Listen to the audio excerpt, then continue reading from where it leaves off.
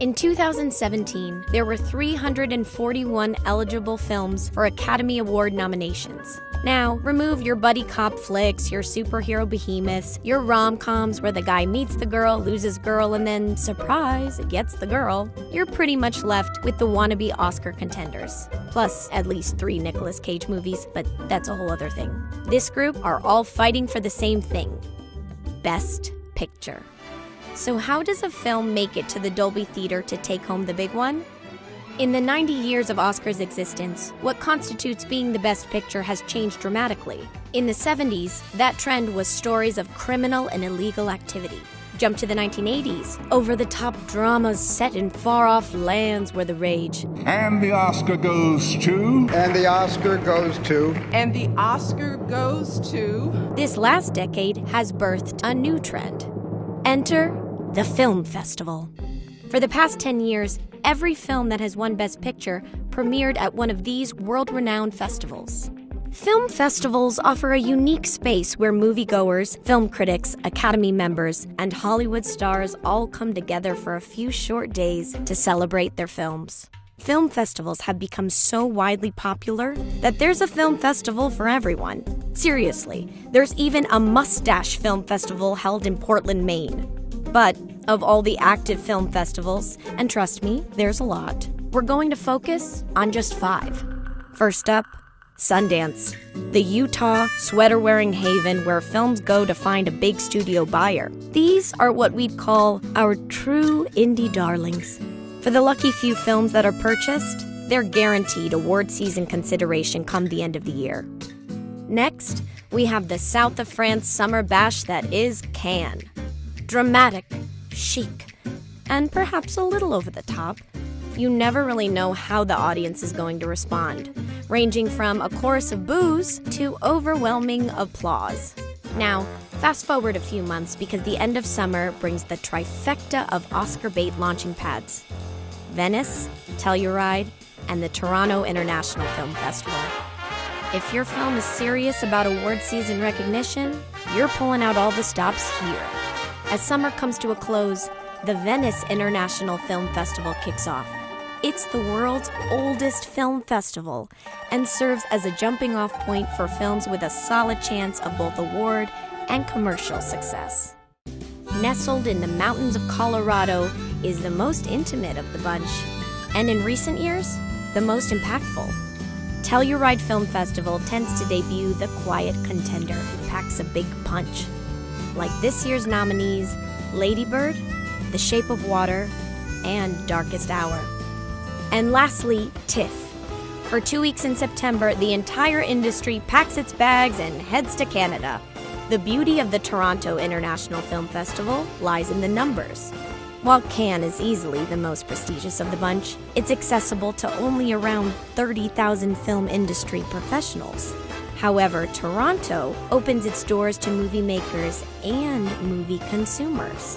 In 2016, it's estimated there were 480,000 attendees. Bigger festival, bigger buzz. This is where Oscar dreams are made. And that's everyone, right? Wrong. There's a hidden path here that filmgoers and Academy members alike can't ignore. Premiering well before Oscar season, these films are more than just well-made.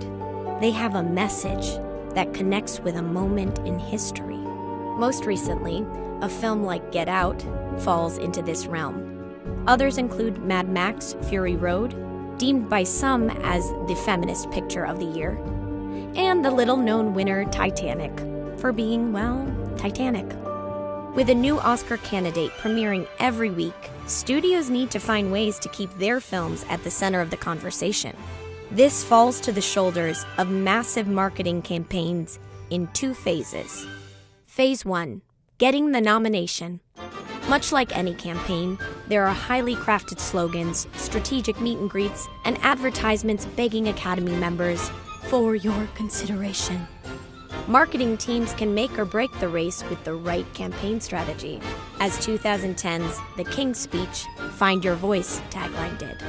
Or by offering the Academy the right A-list access, like The Artist did, with a screening that was hosted by 2 of Charlie Chaplin's granddaughters. Phase 2, go for gold, statues. Now, the film needs to find its second act to further resonate with the cultural zeitgeist. Take the 2016 contender, Lion. Initially pushed as a story of a boy reconnecting with his past. Once the film locked in nominations, the Weinstein Company's pivot was motivated by President Trump's immigration ban. They went with a fresh framing of an immigrant's right to a new life, essentially telling Academy members a vote for Lion was a vote in support of immigrants. This politicized approach received mixed reviews from the Academy. But behind all these strategic moves lies one reoccurring theme which has been mentioned several times already. This is an all-exclusive Hollywood group consisting of 8,000 members. Yep, we're talking about the Academy. The Academy is split into 17 branches, each with their own set of requirements for entry. For example, directors need at least 2 directing credits, with 1 being in the last decade. You get the picture. Academy members can only nominate within their field, with the exception being Best Picture, which everyone can nominate. So after all the campaigning and film festivals, what does it take to actually get nominated? There are between 5 to 10 slots for Best Picture, and in order to receive a nomination, a film needs at least 5% of the votes from the Academy. The Academy of Motion Picture Arts and Sciences includes more than 8,000 members, so around 400 votes will do the trick. This is assuming all 8,000 members vote. And after a film receives a highly coveted nomination for Best Picture, things get even more complicated in order to win. Like in politics, the popular vote will only get you so far. Unlike every other category, if you get the most votes, you win. But that's not the case for Best Picture. That's where something called preferential balloting comes into play. So, if there are 10 nominees, voters rank them from 1 to 10. If no nominee gets 50%, they drop the lowest ranked film, and their votes are given to the second choice on their ballot. And they keep ranking the nominees until one finally rises above the rest, breaking through that 50% threshold, plus 1 extra for good measure. And when that finally happens, voila! You have your winner. After that, a slew of PricewaterhouseCoopers accountants officially tally the results, hand the winning cards over to the presenters, and assuming it all goes well, Moonlight, Spotlight. Birdman, 12 Years a Slave, Argo. a winner is declared. Thank you very much. And that is how you win Best Picture. Parasite.